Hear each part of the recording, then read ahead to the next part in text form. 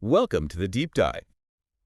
Okay, so you've shared some really interesting points about learning from video lectures. It's something so many of us do now, right? Absolutely, all the time. And it got us thinking about one of those things that seems tiny but maybe isn't, where the instructor's actually looking. Yeah, that specific detail. Does it matter?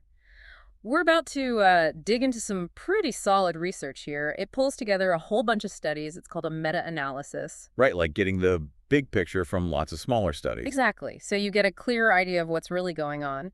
And our mission today is basically to figure out how that eye gaze thing impacts how well you, the viewer, learn from a video. In this research, it focused on two main types of looking, didn't it? hmm Two main ones, guided gaze, which is when the instructor looks at the slides or the visuals they're showing. Okay, looking at the teaching material. Right. And then direct gaze, where they look straight into the camera. Like they're making eye contact with you, the viewer. Yeah, pretty much. It seems kind of wild that something so small, just where someone's eyes are pointed, could actually change how much we learn. It does seem subtle, but this meta-analysis actually confirms it's a real effect. The big headline finding is that both of these ways of looking, guided and direct gaze, they really do help learning. Significantly more than not using them. Okay, so better than, like, if the instructor's just looking away or, I don't know, staring at the ceiling. Exactly. Compared to averted gaze or just no specific gaze strategy, these intentional gazes work better for learning outcomes. Gotcha. And the study gives these effect sizes, these numbers. G equals 0.33 for guided gaze 3.3. and 0.30 for direct gaze. Now, for someone listening who maybe doesn't deal with stats much, what does that actually mean? Positive numbers are good, right? Yeah, positive is good here. Think of it like a noticeable boost. In education research, those numbers, 0.3-ish, they're generally seen as like a small to medium positive effect. Okay, so not earth-shattering maybe, but definitely a real advantage. Definitely real. It means if you're watching a video using these, you're likely learning more than if the instructor wasn't. Simple as that. Okay, that makes sense. So both are helpful. Mm. But is one better than the other?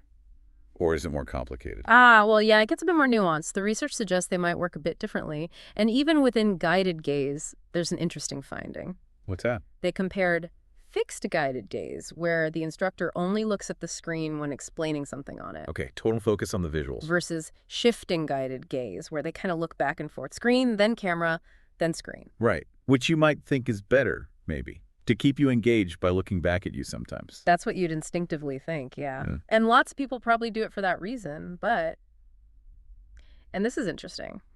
For learning outcomes specifically tied to that guided gaze, the fixed approach was actually better. Really? Yeah, significantly better. Fixed guided gaze had an effect size of G or 0.57, Wow, 0.57. compared to shifting gaze, which was only G equals 0.27. That's a pretty big difference. Mm-hmm. So if you're really trying to get someone to understand something visual on screen, staring at the screen while you explain it seems to be the way to go. It seems that way, yeah. For the creator, it suggests maybe those quick glances back to the camera while explaining a diagram, Hmm. they might actually break the focus a little. Okay, interesting. So that's guided gaze.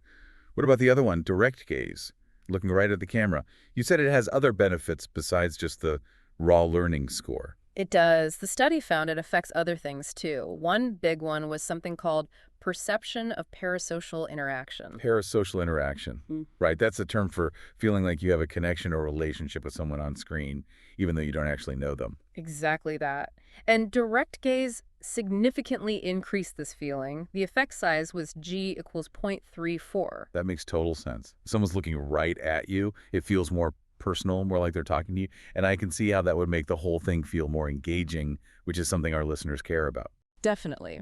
It makes it feel less like just watching a recording and more like an interaction, even if it's one-sided. But direct gaze had another effect, one that sounds a bit odd at first. Oh, what was that? It was linked to a significant reduction in fixation time on the learning material. Wait, a reduction. Less time looking at the slides or whatever. Yeah, effect size G equals 0.65. So a negative number, meaning less time. Huh. That sounds bad. Doesn't that mean people are looking away from the important stuff? Maybe looking at the instructor's face instead. That's one interpretation for sure. But there's another way to think about it. Maybe. Maybe when the instructor looks directly at you, perhaps to introduce a key point or summarize something, Yeah. it helps you zero in your focus more efficiently. So when the learning material is shown right after or concurrently, you know exactly what to look for. You spend less total time scanning because you're directed to the important bits. Ah, okay. Like it's a signal. Pay attention now. This part matters. Yeah. So maybe less overall time, but better quality focus. That's a possible explanation, yeah. It could align with wanting content that gets straight to the point, respects your time. Interesting angle. Okay, but now, the study apparently had a curveball finding too, right? Something got averted gaze. Yes. This was definitely the most surprising part, I think. They found that in certain comparisons within the data, learning outcomes were actually higher when the instructor used averted gaze, looking away from both the screen and the camera. Higher. Higher than what? Significantly higher, G equal 0.76, compared to groups using direct gaze, G equal 0.32, or no specific gaze, G equals 0.22. In those particular studies they compared. Whoa. Okay, wait. Looking away led to better learning than looking at the camera in some cases. That seems completely backwards from everything else. It does feel very counterintuitive, doesn't it? And the researchers flagged this as complex and needing more research. We're talking about specific comparisons here, not an overall rule, maybe. Right, but still. Why might that happen? Any guesses? Well, pure speculation here, but maybe looking away reduces the social load. It might remove the instructor as a visual distraction, perhaps forcing the learner to focus more intensely on their own internal processing of the material. Like you have to work harder yourself instead of relying on their cues. Possibly. Or maybe it encourages a more active search for information on the screen because you're not being explicitly guided by their eyes. That active search could lead to deeper learning. Okay, those are fascinating possibilities. It kind of suggests that maybe sometimes less direct guidance prompts more effort from the learner, which can be good. It's a definite maybe. It really highlights that learning is complex. So putting this all together then, Hmm. what are the big takeaways for someone watching these videos or maybe someone thinking about making them? Well, the main thrust of the findings still points towards being intentional. Use guided gaze, probably fixed guided gaze when you're explaining visual. Right. Focus on what you're showing. And use direct gaze strategically, perhaps, to build that connection, emphasize key points, introduce or conclude sections. Okay. And probably avoid just looking randomly around or consistently looking away, even with that weird averted gaze finding. Generally, yes. The overall weight of the evidence favors using guided and direct gaze over no gaze or averted gaze, despite that one specific comparison result being high for averted. So for me, watching a video, I should maybe notice now, is the instructor looking at the diagram when they explain it? Does that help me follow? Exactly. And when they look at the camera, does it make me feel more engaged or does it signal this part's important? You can start to observe your own reaction. It definitely gives me a new framework for thinking about why some videos work better for me than others. It's not just the content, but these little delivery details. And it reinforces that the best approach probably isn't one size fits all. It depends on the material, right?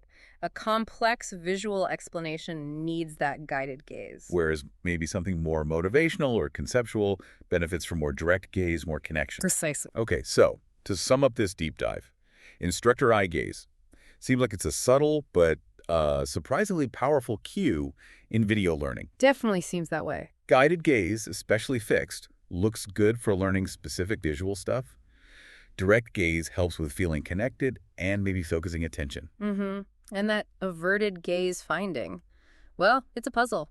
A reminder that we don't have all the answers and learning is tricky. Yeah, food for thought there. Yeah. It really shows how these small design choices in videos can actually matter quite a bit for how well we learn. Absolutely. So maybe a final question for everyone listening.